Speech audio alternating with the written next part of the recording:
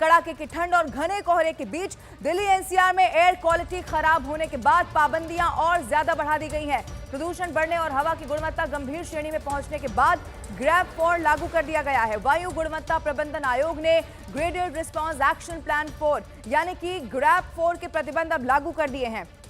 आपको यह भी बता दें, ग्रैब 4 के तहत जो पाबंदियां लागू हुई हैं, इनमें निर्माण और तोड़फोड़ की गतिविधियों पर रोक भी शामिल है। हालांकि रेलवे, हवाई अड्डे, बस टर्मिनल, रक्षा और अस्पतालों जैसी सार्वजनिक महत्व के जो परियोजनाएं हैं, उनको इससे छूट दी गई है। पूरे दिल्ली एनसीआर में पत्थर क्रशर बंद रहेंगे। दिल्ली, गुड़गांव, फरीदाबाद, गाजियाबाद और नोएडा में भी इस तरह से आपको बता दें कि BS3 पेट्रोल और BS4 डीजल लाइट मोटर वाहनों पर प्रतिबंध अब लगा दिया गया है। दिल्ली, गुरुग्राम, फरीदाबाद, गाजियाबाद और गौतम बुद्ध नगर में स्कूल हाइब्रिड मोड में चलेंगे। इस दौरान कक्षा 10वीं और 12वीं के छात्रों को छोड़कर बाकी सारी कक्षाओं को हाइब्रिड मोड यानी कि ऑफलाइन और ऑनलाइन चलाने का फैसला कर लिया गया है।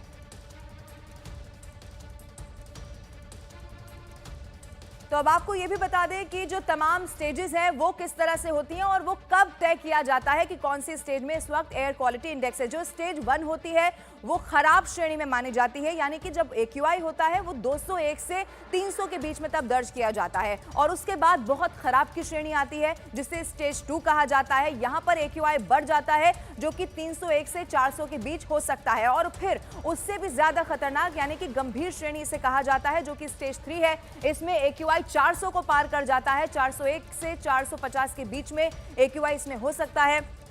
इसके अलावा गंभीर प्लस की श्रेणी जिसे स्टेज 4 कहा जाता है, इसमें AQI 450 को भी पार कर जाता है। और फिर ग्रैब 4 की पाबंदियां इसमें लागू हो जाती हैं। ट्रकों की एंट्री पर रोक लग जाती है। डीजल की जो मीडियम गाड़ियां हैं उन पर भी रोक लगा दी जाती है। डीजल की हैवी गाड़ियों पर रोक लग जाती है। दिल्ली से बाहर की जो कमर्शियल गाड़ियां हैं उन पर भी रोक इसमें होती है। दिल्ली की BS4 डीजल गाड़ियों पर रोक और सभी तरह के जो निर्माण कार्य हैं वो बैन कर दिए जाते हैं। और साथ ही सड़क निर्माण कार्य पर भी रोक लगा दी जाती है। तमाम स्टेजेस हैं जो गंभीर, खराब, बहुत खराब ऐसी श्रेणियां होती हैं। लेकिन आखिर में यानी कि जब जो हालात हैं वो बहुत ज्यादा आउट ऑफ कंट्रोल हो जाते हैं, तब ये ग्रैब 4 को लागू किया जाता है, जिसमें कई सारी ऐसी पाबंदियां हैं लागू कर दी जाती हैं। क्योंकि अब आप देखेंगे फॉग के साथ साथ स्मॉग लोगों के लिए बहुत ज्यादा खतरा पैदा करा रहा है। AQI लगातार बढ़ता चला जा रहा है और दूसरी तरफ ठंड भी है, लोग ठंड की भी मार झेल रहे हैं।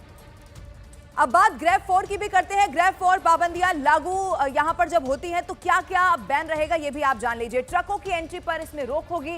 डीजल की जो मीडियम गाड़ियां हैं उन पर भी रोक होने वाली है। डीजल की हैवी गाड़ियों पर रोक होगी और दिल्ली से बाहर की जो कमर्शियल गाड़ियां हैं उन पर भी पूरी तरह से रोक होगी जब तक ये लागू रहेगा। इसके अलावा दिल्ली की BS4 डीजल गाड़ियों पर रोक होगी। सभी तरह के जो निर्माण कार्य होंगे उन पर बैन लगा दिया जाएगा। कोई भी निर्माण कार्य हो नहीं सकेगा। इसके अलावा जो सड़कें बनाई जाती हैं, सड़क निर्माण का कार्य होता है, उस पर भी ग्रैब 4 के दौरान रोक रहती है। उधर आपको यह भी बता दें कि ठंड की वजह से उत्तर प्रदेश के जो स्कूल हैं उनमें आज और कल छुट्टी का ऐलान कर दिया गया है। उत्तर प्रदेश में बेसिक शिक्षा विभाग के सभी स्कूलों में 8वीं क्लास तक के बच्चों की छुट्टी कर दी गई है। शीतलहर के पूर्व अनुमान को देखते हुए छुट्टी घोषित की गई है, यानी कि ये बच्चों के लिए ना खतरा बन जाए, क्योंकि कई सारी ऐसी बीमारियां भी हैं जो स्मॉग फॉग के चक्कर में हमने देखा इससे पहले भी होती हैं। अब ऐसे में बच्चों को इससे बचाया जा सके, वो अपने घरों से बाहर निकलकर स्कूल ना जाएं, इसीलिए कई सारे ऐसे जिले हैं उत्तर प्रदेश के जहां पर 8वीं तक के जो स्कूल हैं उन्हें हाइब्रिड मोड में चलाया जाएगा। इसका आदेश जारी हो चुका है और लगभग कई सारे ऐसे जिले हैं जिसमें सिर्फ और सिर्फ 10वीं और 12वीं को छोड़ दिया जाए तो तमाम बाकी सारी क्लासेस अब हाइब्रिड मोड में यानी कि ऑनलाइन उन्हें चलाने का जो प्रतिबंध है वो किया जा रहा है। अलग अलग 3 तस्वीरें भी आपके टीवी स्क्रीन पर हैं। इन तीनों तस्वीरों में आप देखेंगे कि बहुत ज्यादा जो स्थिति है वो कोहरे की वजह से खराब है। आगरा, नोएडा और गाजियाबाद, ये 3 अलग अलग तस्वीरें, अलग अलग जिले हो सकते हैं, लेकिन स्थिति बिल्कुल एक सी है और लोगों की परेशानी भी बिल्कुल एक सी दिखाई दे रही है। आप देख रहे होंगे कि कैसे सुबह सुबह ही जो वाहन चालक हैं उन्हें हेडलाइट जलाकर गाड़ी चलानी पड़ रही है। ऐसा इसीलिए भी है क्योंकि यही वो मौसम है जिसमें हम वो खबरें भी पढ़ते हैं कि हादसे होते हैं। ऐसे में किसी भी तरह के हादसे से बचना भी है, अपने दफ्तर भी लोगों को जाना है, काम पर भी जाना है और इस वजह से परेशानी का भी सामना करना पड़ रहा है। 3 अलग अलग तस्वीरें आपके टीवी स्क्रीन पर।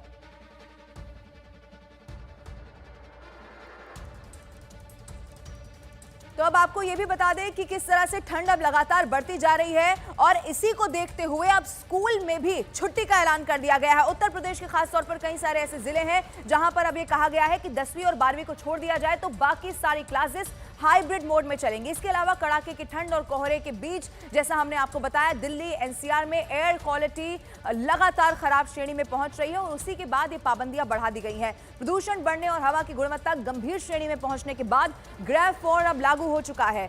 वायु गुणवत्ता प्रबंधन आयोग ने ग्रेडेड रिस्पांस एक्शन प्लान 4 यानी कि ग्रेव 4 के प्रतिबंध अब लागू कर दिए हैं। ग्रेव 4 के तहत जो पाबंदियां लागू हुई हैं इनमें निर्माण और तोड़फोड़ की गतिविधियों पर रोक शामिल है। हालांकि रेलवे, हवाई अड्डे, बस टर्मिनल, रक्षा और अस्पतालों जैसी जो सार्वजनिक महत्व की परियोजनाएं हैं उनको इससे दूर रखा गया है, उनमें छूट मिली है।